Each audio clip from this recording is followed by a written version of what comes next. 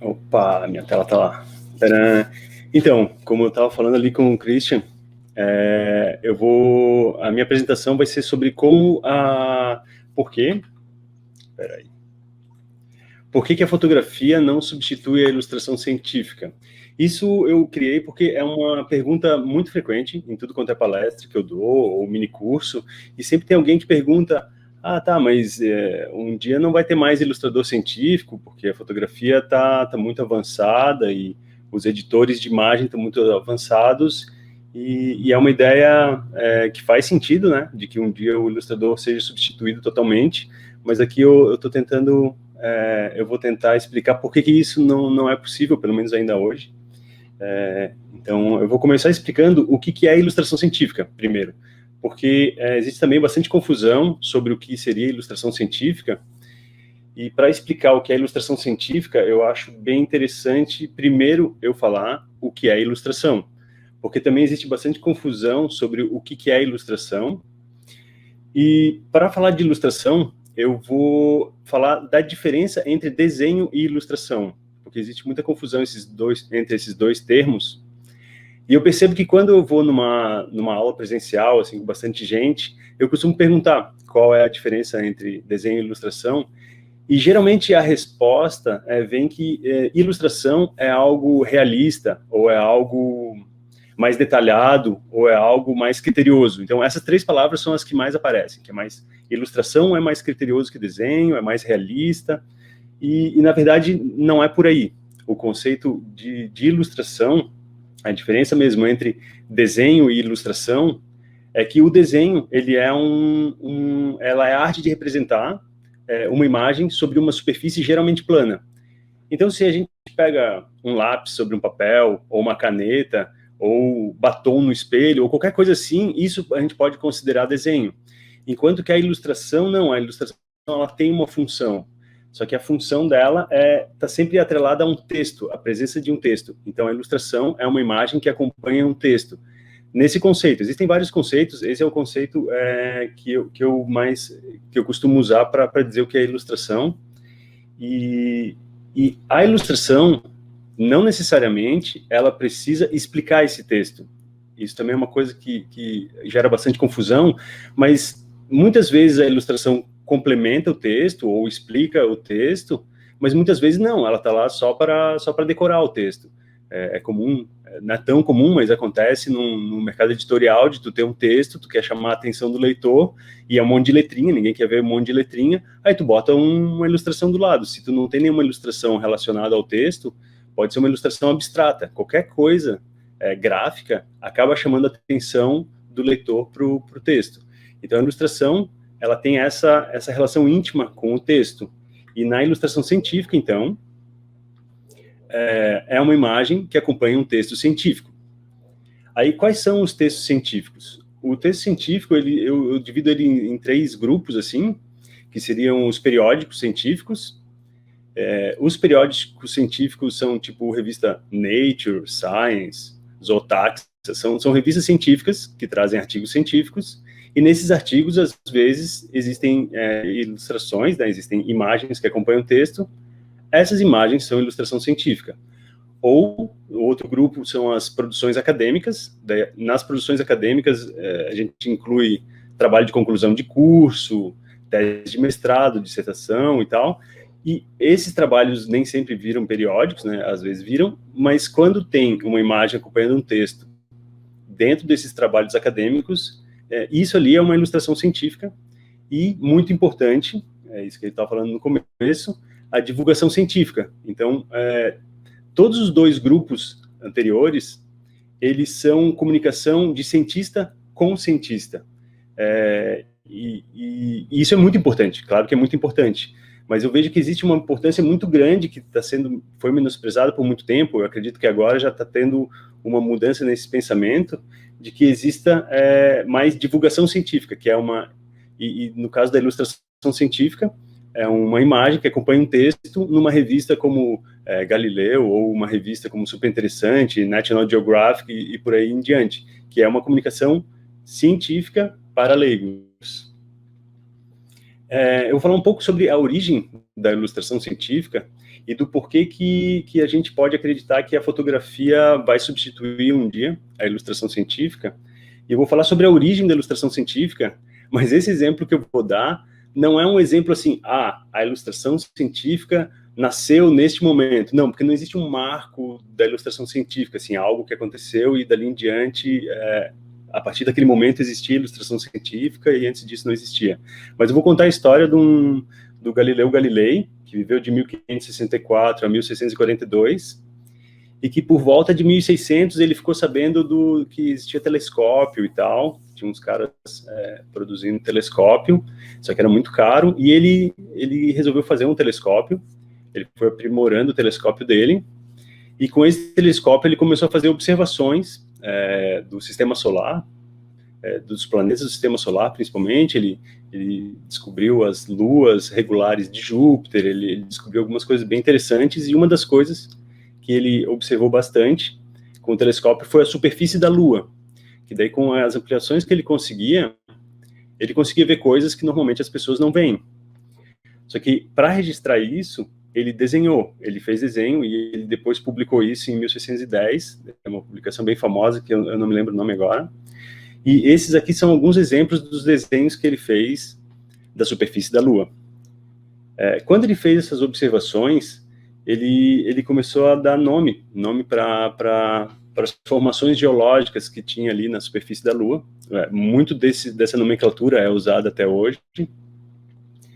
E são desenhos que trazem bastante precisão até para os aparelhos que ele usava e pelo método que ele usava. Aqui eu vou colocar uma comparação dos desenhos dele, de alguns desenhos, ele tem mais desenhos, na verdade. Eu separei alguns desenhos e algumas fotografias da Lua atuais. Certamente o que ele observava era o mesmo que a gente observa, né, porque a face da Lua que está virada para a Terra é a mesma desde a época dele, porque o tempo de rotação da Lua é o mesmo de revolução da Lua em volta da Terra, então a gente sempre está olhando a mesma face da Lua.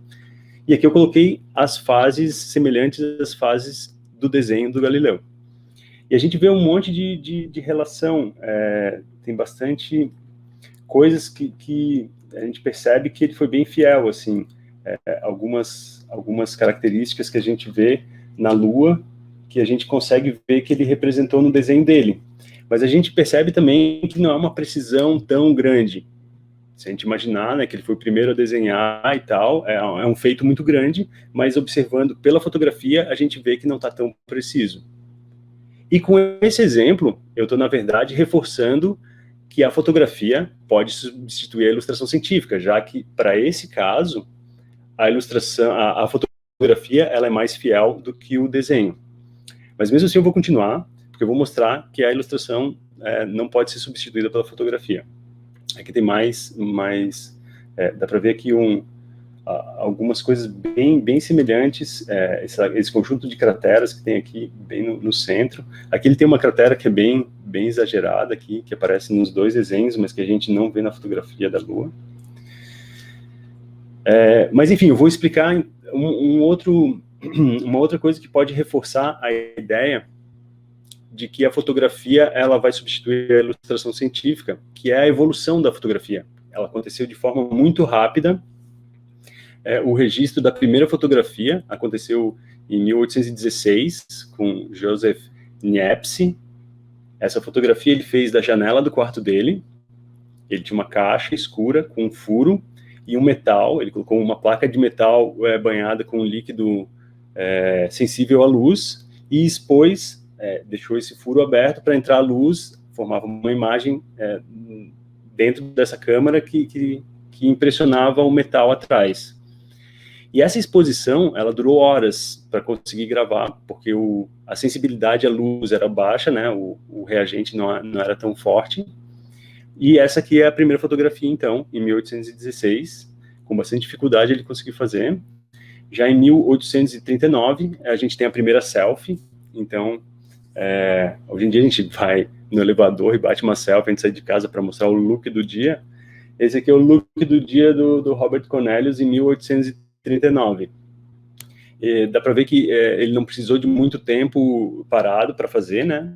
Ele não levou horas como a primeira fotografia, então aqui os reagentes já estão bem mais eficientes, está tendo uma evolução tecnológica bem grande na fotografia, e depois eu dou um salto já, eu passei a parte de fotografia colorida, tem muitas coisas que estão acontecendo aqui, mas eu já vou entrar direto na parte da fotografia digital. Em 1957, esse é o registro da primeira fotografia digital do Russell Kirsch, que é o filho dele, ele fotografou o filho dele com essa nova tecnologia, e dá para ver, né, em 57 a primeira fotografia era assim, hoje em dia elas são incríveis, a gente tem muitas possibilidades, tanto de filmar quanto de fotografar, e principalmente de editar as imagens com softwares incríveis que tem hoje. E essa aqui é a primeira fotografia na superfície de outro planeta, que é o planeta Vênus. Essa aqui aconteceu com uma sonda da antiga União Soviética chamada Venera 9. A União Soviética foi mandando muitas sondas para Vênus. Vocês vão ver que durante a apresentação eu vou falar várias coisas relacionadas ao espaço. Eles mandaram várias sondas para o espaço para tentar chegar lá em Vênus. Muitas delas perdiam comunicação no meio do caminho e tal. Essa aqui conseguiu chegar lá, conseguiu pousar e conseguiu tirar essa fotografia. Isso era possível, porque a fotografia era digital, porque os dados são enviados via rádio, coletados na Terra, e a partir desses dados eles conseguem montar a superfície, a visão que a câmera teve da superfície de Vênus. Vênus tem 400 graus positivos e 90 atmosferas de pressão, então essa cápsula não durou muito tempo. Se não me engano, a Venera 9 não durou mais do que, não chegou a durar nenhuma hora, ela foi esmagada pela pressão do planeta Vênus. Mas eles conseguiram pegar essa fotografia.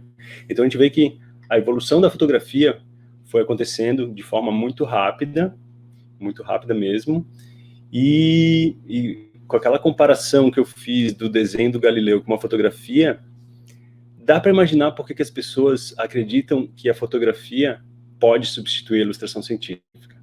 Mas, como eu disse, eu vou mostrar que não. Eu vou fazer uma comparação entre a câmera fotográfica, o básico da câmera fotográfica, e do olho humano, para a gente ver se tem alguma diferença entre o olho humano, que seria o instrumento de trabalho do ilustrador, e a câmera, para ver se é aí que está a diferença. Então, isso aqui é uma câmera fotográfica, cortada no meio, é uma câmera Sony.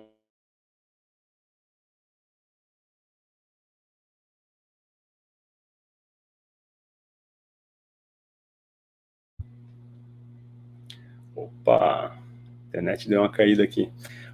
O básico dela é que ela tem uma câmera escura, e por isso se chama câmera.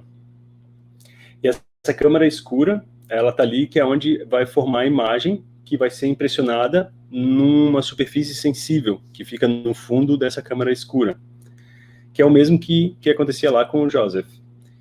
E aqui a gente tem a lente da câmera fotográfica. No caso dessa câmera aqui, são 3 conjuntos de lente, e todos esses conjuntos de lentes são formados por várias lentes que vão corrigir a luz que passa por ali, para ajustar foco, para ajustar zoom, para fazer ajuste cromático. E aqui tem uma estrutura, que é chamada diafragma, que vai regular a entrada de luz. Quanto mais aberto, mais luz entra. Quanto mais fechado, menos luz entra. Isso vai influenciar também na profundidade de campo.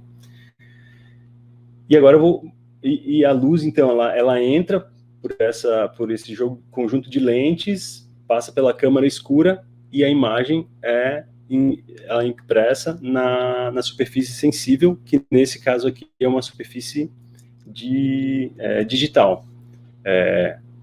No tempo do Joseph lá era uma placa de metal, depois foi usada uma placa de vidro, depois o filme, eu sou do tempo do rolo de filme, era um filme que era sensível à luz, e hoje em dia o mais usado é uma superfície digital sensível à luz. Já o olho humano, a gente vai ter também uma câmara escura, só que essa câmara escura, ela, diferente da máquina fotográfica, é preenchida por um líquido, que é o que mantém o globo ocular redondo.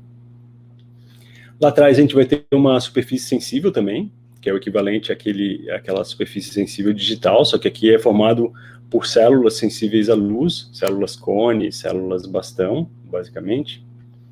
E a gente vai ter uma abertura de luz, que é a pupila, e a gente vai ter uma lente, só que ao invés de ter aquele monte de lente, a gente vai ter uma só, que é uma lente biológica, muito incrível, porque a gente tem um músculo que consegue esmagar e puxar essa lente, fazendo com que a gente consiga fazer foco numa lente móvel, uma lente biológica, que é a retina. Não, que é a retina não, que é o cristalino. Então, a imagem entra pela pupila, passa pela lente e ela fica impressa na retina lá atrás. Então, do ponto de vista da ótica, a câmera fotográfica e o olho humano são muito semelhantes, não tem muita diferença. Porém, essa informação da imagem que chega até a retina, ela vai até um órgão muito, muito importante, que é o cérebro. E lá acontecem outras coisas que não acontecem na máquina fotográfica, numa região ali no lobo occipital, uma região chamada córtex visual primário. É ali que chega a informação que está no nosso olho. A informação que vem do olho vai direto para lá. Tanto que se alguém sofre um acidente batendo a nuca, pode ficar cego sem ter danificado o olho, porque é ali que chega a informação da visão. Só que além dela chegar ali, ela é processada em duas outras regiões do cérebro, no lobo temporal e parietal, e acontece um fenômeno chamado processamento visual. Esse processamento visual é a forma como a gente enxerga o mundo.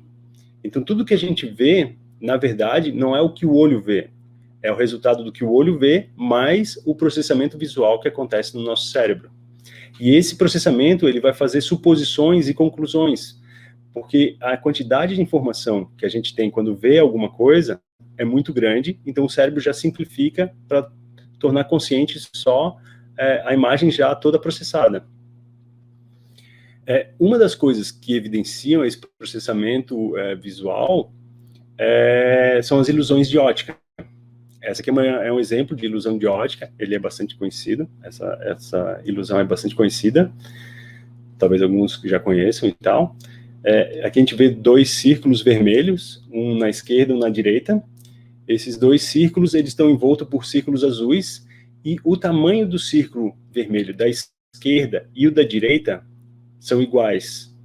Eu estou afirmando que eles são iguais. Se vocês quiserem medir na tela do computador ou do celular, pega uma reguinha e tenta medir, eles são idênticos. Só que olhando para eles, a gente vê o círculo da esquerda menor e o círculo da direita maior. E isso acontece porque o cérebro não trabalha com um número absoluto. Ele não faz uma medida em centímetros do diâmetro desse círculo vermelho. Ele faz uma relação com o entorno. Ele está fazendo toda hora comparações, medições, mas são medições relativas. Então, como existem círculos grandes em volta do círculo vermelho da esquerda, ele acha que ali é um círculo menor, e como tem círculos pequenos em volta do círculo da direita, o cérebro considera que aquele círculo é maior. E o que é mais incrível é que, mesmo sabendo disso, olhando e olhando e olhando infinitamente essa mesma figura, a gente continua vendo o círculo da esquerda menor e o círculo da direita maior, porque a gente não consegue desligar esse filtro. O processamento visual, ele acontece e não tem o que fazer. Um outro fenômeno de ilusão de ótica que demonstra o processamento visual é quando a gente vê assim, aqui no caso são 6 imagens que estão distribuídas meio que aleatoriamente, são 3 Pac-Man e 3 letra V, dispersas no espaço, e é isso que a gente vê. Mas quando a gente organiza isso de uma certa forma, a gente passa a ver outros elementos que não estão desenhados, não estão representados, que no caso é uma estrela de Davi ou um trinco, que ele não está desenhado na figura, mas o nosso cérebro faz uma coisa chamada preenchimento. Ele preenche as lacunas e acaba incluindo elementos que não estão ali. E outra coisa que demonstra, né, o processamento visual é essa ilusão de ótica, em que A e B é um tabuleiro de xadrez aqui, né? Não é bem um tabuleiro de xadrez, mas é uma coisa semelhante a um tabuleiro de xadrez, com um cilindro em cima fazendo uma sombra projetada, e aqui está marcado o quadradinho A e o quadradinho B, e os dois quadradinhos, eles têm, na verdade, o mesmo tom de cinza. por causa do contexto, a gente acredita que o quadradinho A é mais escuro e o quadradinho B é mais claro. Porque nesse tabuleiro, onde tem claro, escuro, claro, escuro, claro, escuro, o A está num quadradinho escuro e o B está no quadradinho claro. Mas eu digo para vocês que esse tom de cinza aqui é o mesmo que está acontecendo nos dois quadradinhos. E aqui, isolando todo o contexto, colocando um fundo branco, dá para perceber que sim, eles têm o mesmo tom de cinza, mas no contexto o cérebro já acha, não tem, isso aí não é possível, o A não é igual a B. Isso também acontece com cores. Se a gente pega esse cubo aí, esse cubo mágico, ele está com uma região na sombra, duas regiões na luz, e aqui a gente tem acontece com cores, então o mesmo que acontece com o tom de cinza. A relação do entorno influencia no nosso julgamento. Esse quadradinho número 1, ele tem, na verdade, o mesmo tom de 2 e 3, exatamente o mesmo tom. É o mesmo vermelho escuro que está lá na região de luz, é esse vermelho claro que está aqui na região de sombra. E isso eu posso comprovar isolando a imagem com o fundo branco. Então a gente nunca pode confiar no que a gente está vendo. E isso é uma coisa boa, porque o ilustrador, ele pode usar isso para influenciar no entendimento de uma imagem, porque ilustração científica é comunicação, então a gente pode usar disso, e a fotografia não vai conseguir fazer isso. E uma outra coisa que acontece também, que comprova, que demonstra, né, o processamento visual, é um fenômeno chamado pareidolia.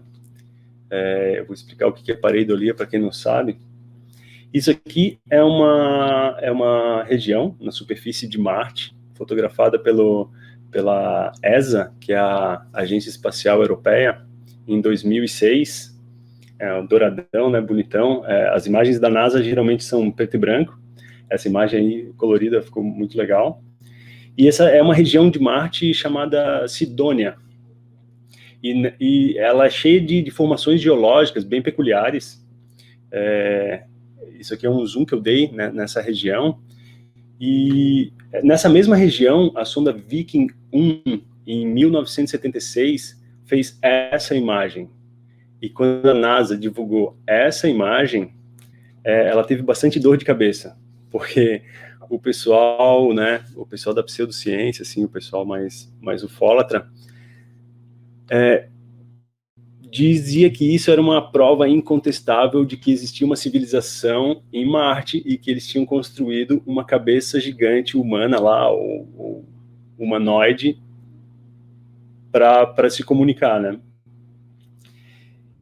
Só que, então, a pareidolia é um fenômeno de ver coisas onde elas não existem. A gente consegue ver muitos, por exemplo, olhar na nuvem e ver um dragão na nuvem, ver um leão na nuvem, ver um rosto na nuvem. A gente consegue ver em formas abstratas, a gente fica procurando padrões e tentando ver, e vendo coisas que não existem.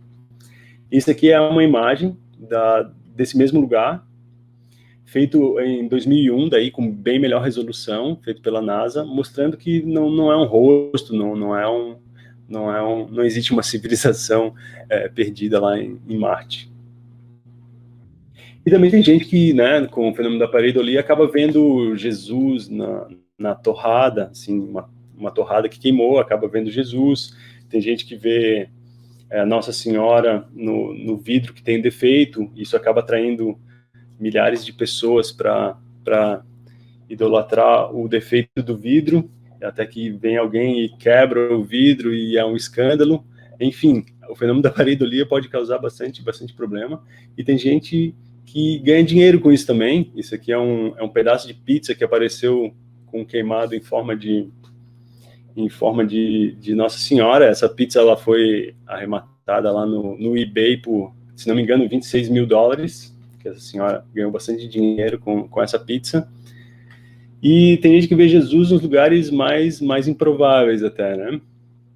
Mas isso é um fenômeno da pareidolia. É o filtro do nosso cérebro trabalhando para encontrar padrões nos lugares, assim, para facilitar a nossa vida. Só que às vezes acaba complicando ela. Então eu vou contar a história de como uma ilustração científica é feita, para mostrar que a gente acaba usando todo um arsenal de comunicação para tentar explicar algo super complexo e que na fotografia não seria possível.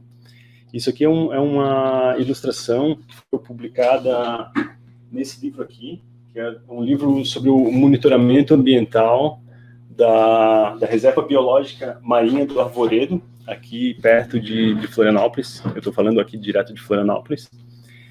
E aqui mostra, são correntes, né? A corrente do Brasil descendo, ela é formada por duas correntes, uma quente em cima, uma fria embaixo, uma corrente que vem lá da Argentina, das Malvinas, elas se encontram nessa região aqui e acabam sendo empurradas para a direção leste.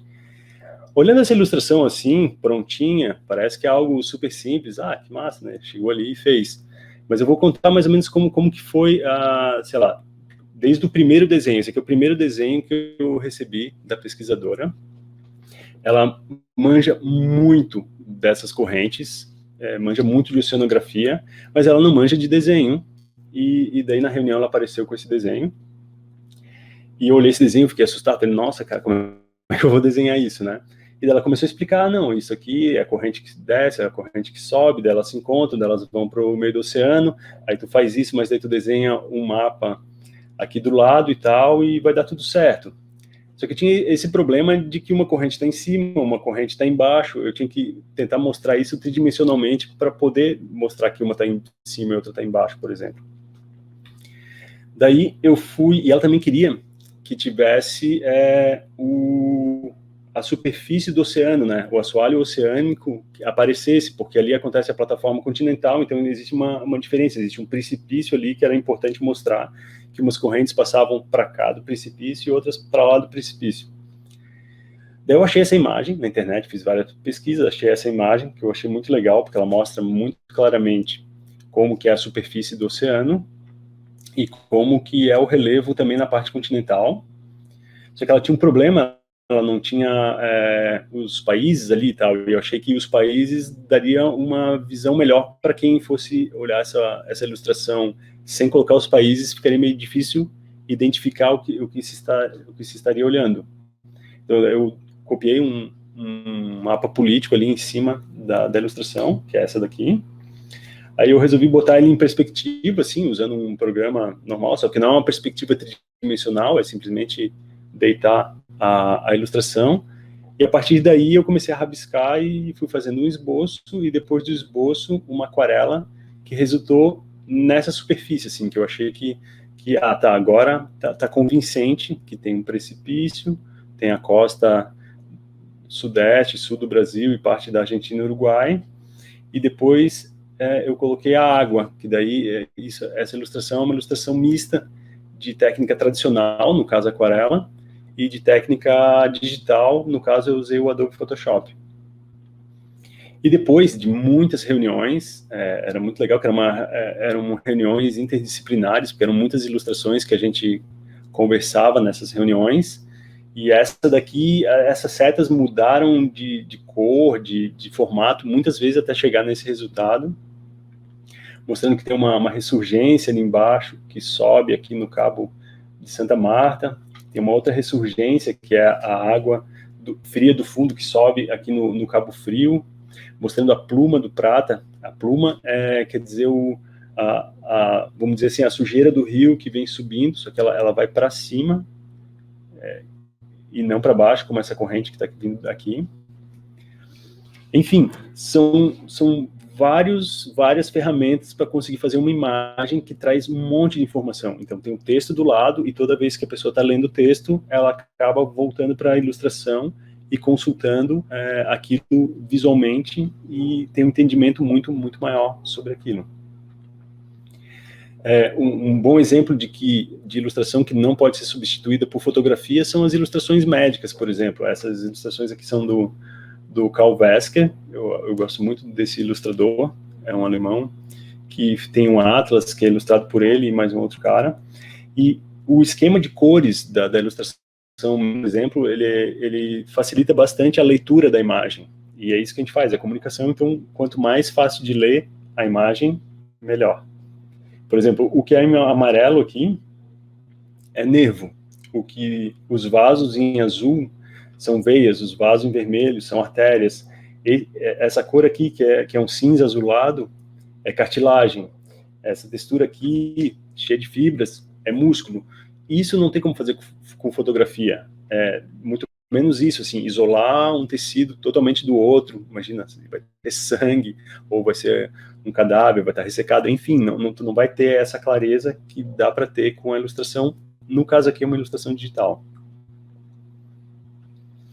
Uma outra coisa que não dá para mostrar com fotografia, por exemplo, é essa superfície bem clara e definida de um vírus. Esse é o vírus do HIV.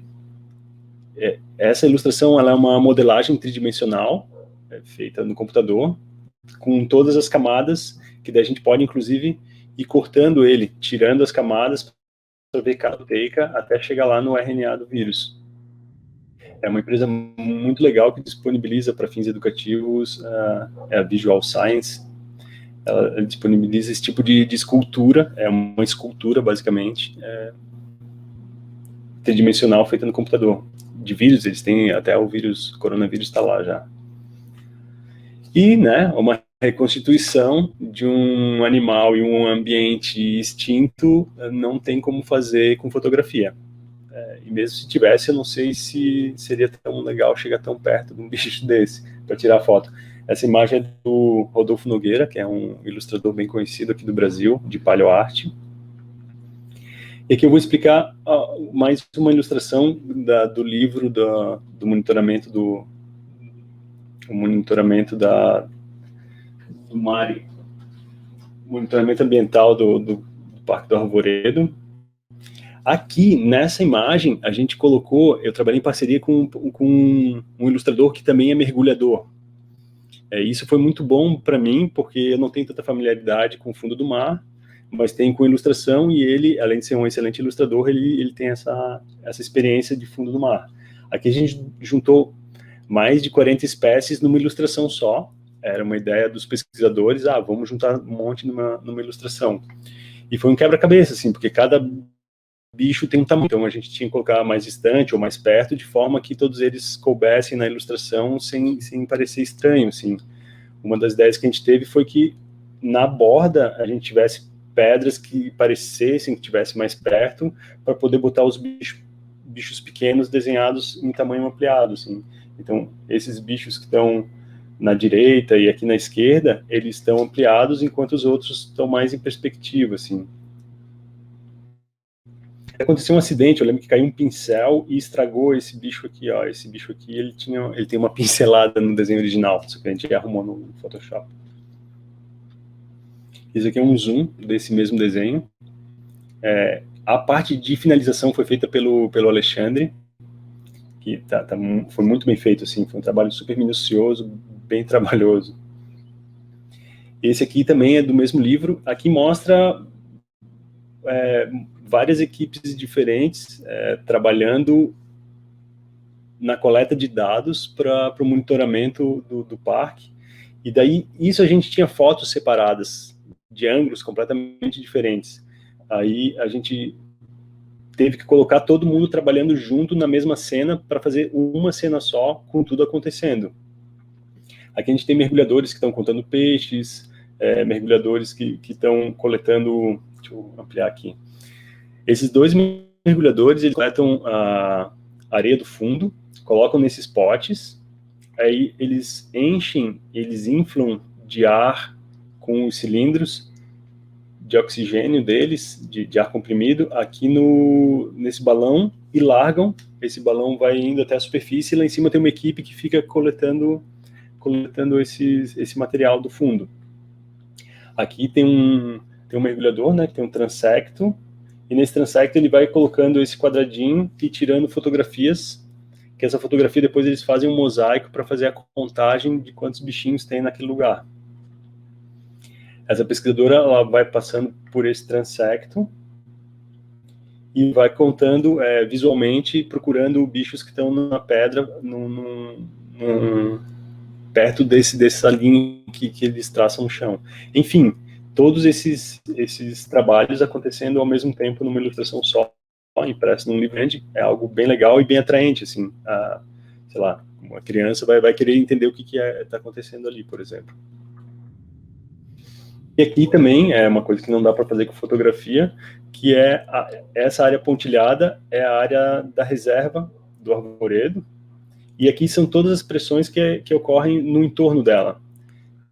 Todos os barcos não estão em escala, eles estão desenhados muito maiores para poder ser visualizado, né? Que é um barco com uma rede de pesca de arrasto, aqui é um barco com outro tipo de rede, aqui tem um veleiro, aqui tem um barco turístico, aqui tem a pluma de um rio que tem uma fábrica de cerâmica que faz com que a água fique pouco transparente.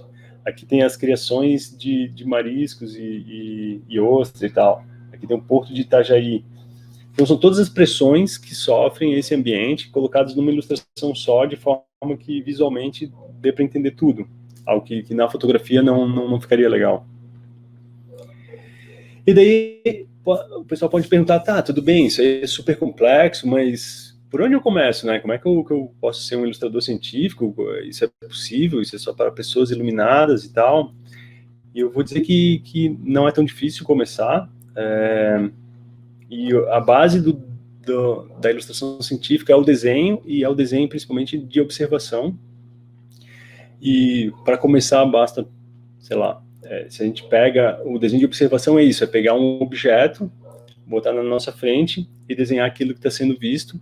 E existem técnicas para fazer isso de uma forma mais clara, porque o nosso objetivo é a comunicação.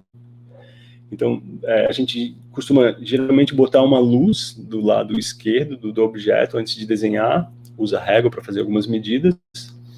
A luz vem da esquerda para a direita, mas não pode vir de trás do objeto, mas numa posição que a gente chama Rembrandt Light, que tem esse nome por causa do pintor barroco, chamado Rembrandt. Ele é conhecido por fazer muito autorretrato. Até existe uma discussão sobre se ele fazia muito autorretrato porque ele era narcisista ou não, mas daí se viu que não, que ele fazia muito autorretrato porque ele não tinha grana para pagar modelo, e ele queria estudar o tempo todo, então ele fazia muito autorretrato. Só que o autorretrato dele, geralmente, tem essa luz, que ela é uma luz meio diagonal, assim, vindo da esquerda para a direita, e é caracterizada por esse triângulo que acaba se formando da sombra do nariz no rosto. Então o primeiro desenho de ilustração científica eu recomendaria que fosse feito com a Rembrandt Light, que é a luz que traz mais informações sobre o objeto que está sendo desenhado. Essa luz, ela acaba formando tons de cinza na superfície dos objetos, e a forma como esse tom de cinza se espalha na superfície do objeto faz a gente entender se ele é esférico, se ele é cilíndrico, se ele é cônico, ou se ele é uma superfície plana, como de um cubo. E nesses dois objetos, por exemplo, da esquerda e da direita, a gente consegue ver no da esquerda, e são dois godês. Godês é um aparato para colocar tinta. O da esquerda a gente vê que são buracos, e o da direita são protuberâncias. Isso é algo que a gente bate o olho e já percebe. Só que, na verdade, essas duas fotos são a mesma foto. É a mesma foto, só que uma está assim e a outra eu virei. Só que a gente está tão acostumado que a luz venha de cima para baixo, da esquerda para a direita, que o nosso olho já entende isso aqui como sendo um buraco e esse aqui como sendo uma protuberância. Para mostrar que essa Rembrandt Light aí é bem interessante para ser o primeiro desenho da ilustração científica que tu vai fazer aí na tua casa, que eu sei que vai fazer. E a gente daí trabalha fazendo um esboço, e o esboço depois a gente transfere para um outro papel. E daí existem muitas técnicas que são facilmente aprendidas para fazer o trabalho finalizado da ilustração de um organismo, por exemplo, uma concha, ou, por exemplo, um crânio. A luz sempre vindo da esquerda para a direita, de cima para baixo. Isso aqui é uma finalização feita em grafite, então na esquerda é o esboço, até tem as marcas das medidas aqui e tal, e na direita tem a finalização em gouache. Aqui uma cigarra, também em gouache, o esboço em cima, finalizado em gouache embaixo. Um crânio feito em aquarela, a luz vindo de um lado, do lado esquerdo, fazendo sombra para o lado direito, fazendo a gente ler bem esse desenho, fica um desenho bem claro. E daí a gente vai aumentando o grau de complexidade, né? Aqui eu vou mostrar só algumas ilustrações finalizadas, para a gente ver como que fica e como que ela fica na publicação. Essa aqui, ela foi publicada num artigo sobre a erva baleeira. Essa é uma planta que acontece na Restinga, aqui de Floripa. Acho que acontece na maior parte do litoral do Brasil. Ela tem uma folha bem texturizada, assim, que era uma exigência da pesquisadora que eu representasse essa textura da folha. E são estruturas florais de gramas, de gramíneas. Existem muitas espécies de gramíneas no Brasil, é a maior diversidade que tem no mundo. E a grama, o pessoal não dá muita bola, mas elas têm umas estruturas florais que eu acho linda. São muito pequenas, a gente acaba vendo na lupa para desenhar. E aqui para um livro de orquídeas de Florianópolis. Então, a ilustração, a gente consegue mostrar várias coisas numa ilustração só. Assim, em pouco espaço de livro, por exemplo, a gente pode mostrar o hábito de uma planta, mostrar as estruturas florais, logo em seguida já mostrar como que acontece a polinização, mostrar os tipos de cápsula, que são os frutos, né, das orquídeas, que elas podem ser bem diversas, e os tipos de folhas, por exemplo, as orquídeas podem ter folhas muito variadas. E fica tudo muito claro, muito fácil de ler o desenho, muito fácil de entender também. Então é isso, eu termino a apresentação, voltando lá para o começo, dizendo que a ilustração científica, ela tem esse papel de comunicação e principalmente de divulgação científica. A divulgação científica eu acho mais importante hoje do que a comunicação científica, por causa desse período que a gente vê da população, uma grande parte da população negando a ciência, e isso é bastante preocupante quando a gente começa a ver o mundo sendo tomado por anti-vax e terraplanista. Está na hora da gente fazer alguma coisa, e a divulgação científica, diferente da comunicação científica, ela é a comunicação da ciência com as pessoas, e a gente tem que se preocupar mais com isso. Eu acho que a ilustração científica tem bastante para contribuir nessa briga aí, nessa briga contra o avanço da pseudociência e do negacionismo da ciência.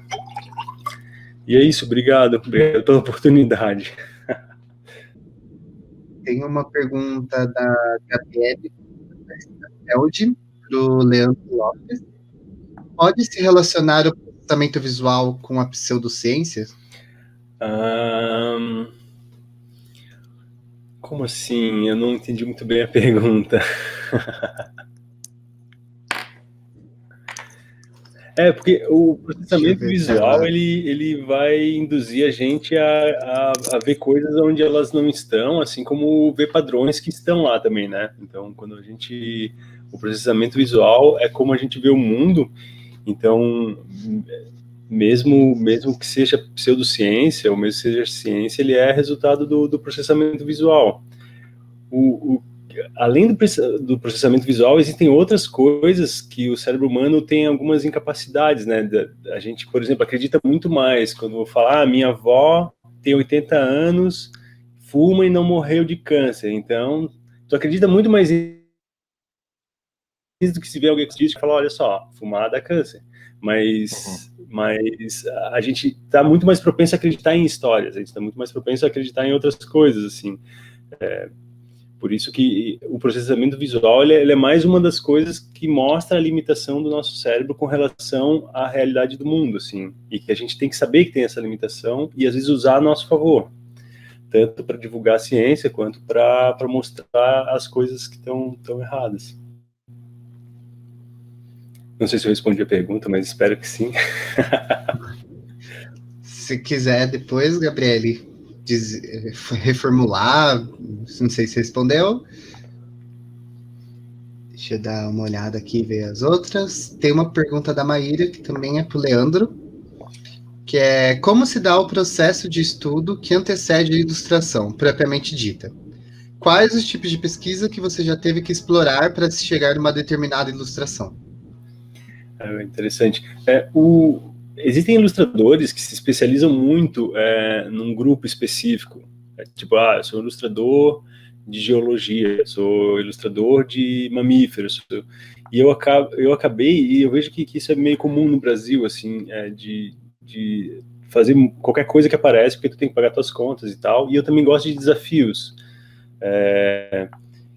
Então, eu sempre estou aprendendo coisas novas. Já desenhei, sei lá, girino, que me mandam pelo correio, um girino que eu tenho que desenhar, ou desenhei, sei lá, espermatozoide de ostra, que daí tem me mandam uma foto-micrografia de espermatozoide de ostra, e toda vez que eu vejo um negócio desse, claro que eu fiz graduação em biologia, mas eu não vou lembrar de todos os nomes, de todas as coisas que estão lá. Então, sempre quando eu vou começar um trabalho, eu tenho uma aula com o pesquisador da área, eu falo, me lembra os termos, me lembra o que eu tenho que ver. Existe um livro também que é muito bom, que é um livro de um grupo dos Estados Unidos que faz ilustração científica, que é o Guild Handbook of Scientific Illustration, que esse livro ele tem capítulo para mamífero, réptil e anfíbio. Então, dependendo do grupo, tu dá uma olhada lá que tu vai ver, tipo, o mamífero é muito importante os dentes, na hora de tu ilustrar para taxonomia. Então, cada caso é um caso, cada vez que começa a ilustrar é um desafio totalmente diferente, muitas vezes começa do zero, rabisca muita coisa, às vezes o esboço demora muito mais do que a finalização, porque as pessoas veem colorido, deve ter sido muito demorado para colorir. Aí fala, foi, mas para fazer o esboço antes de colorir foi muito mais demorado ainda. Às vezes, dependendo da equipe, se tiver uma equipe, tu tem que falar com todo mundo tem que aprovar, depois de pronto, ver que tem alguma coisa errada, volta tudo, desenho de novo. É uma cura. Muito bom. Tem outra pergunta da Maíra, também para o Leandro. Leandro, qual é a dica que você pode dar para quem quer começar a trabalhar com ilustração científica? Se matricular no meu curso. Então, uma coisa bem legal de fazer é aprender desenho de observação. Se tu tá num lugar onde não tem professor de ilustração científica, mas tem acesso à aula de desenho de observação, ali é o começo de tudo.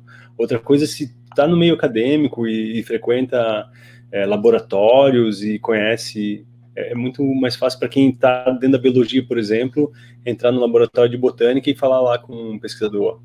Tu não tem nenhuma coisa aí que tu quer desenhar para algum artigo? E começa a tentar fazer, assim, tenta encontrar um pesquisador que tenha paciência de te mostrar as coisas e começa praticando assim. É bem legal que não faça só uma coisa sozinho em casa ou no estúdio, que de vez em quando tenha contato com um pesquisador, porque ele vai te mostrar coisas que tu não consegue ver ainda como ilustrador, que daí tu consegue fazer essa ponte, né? Porque é muito uma ponte do pesquisador com o ilustrador.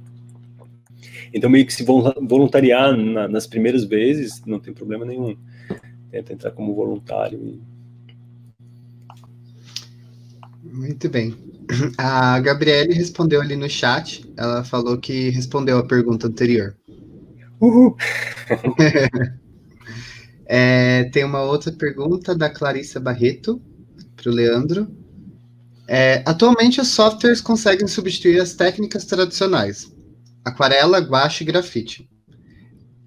Isso foi uma pergunta. Atualmente, os softwares conseguem substituir as técnicas tradicionais, como aquarela, guache, grafite? Como ocorre essa interação entre técnicas na ilustração científica?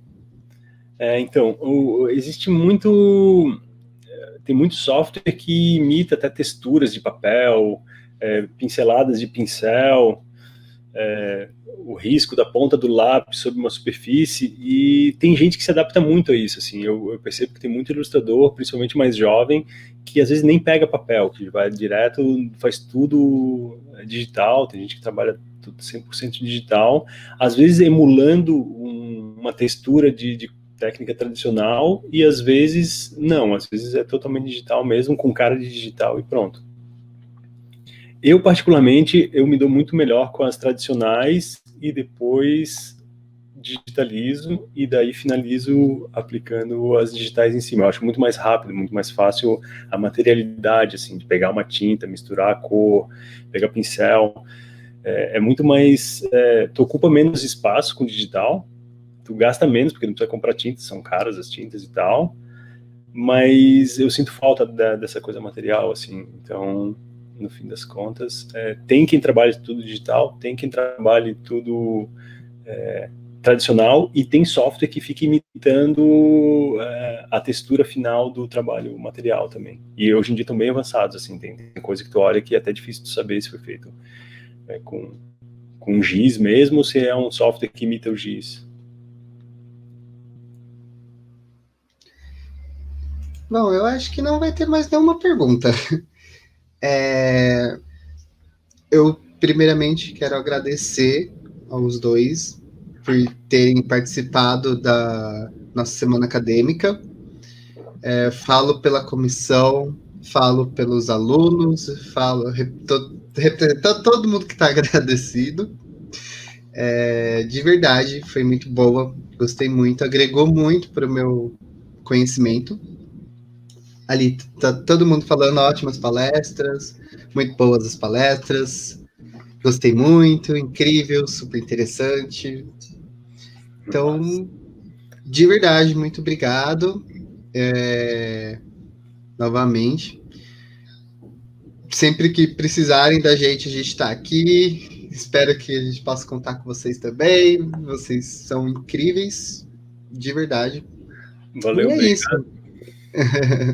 Obrigado pela oportunidade também. Eu sempre acho massa poder falar sobre isso e tentar difundir um negócio da ilustração científica, da comunicação científica e da importância que eu sinto muita importância de que isso passe para frente, para que mais pessoas pensem sobre isso e trabalhem em cima disso.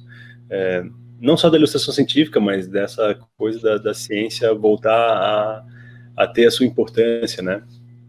Ali, muita gente está falando sucesso, muito grato pelo ensinamento, amei a palestra, aprendi muito, abriu a visão sobre outro mundo.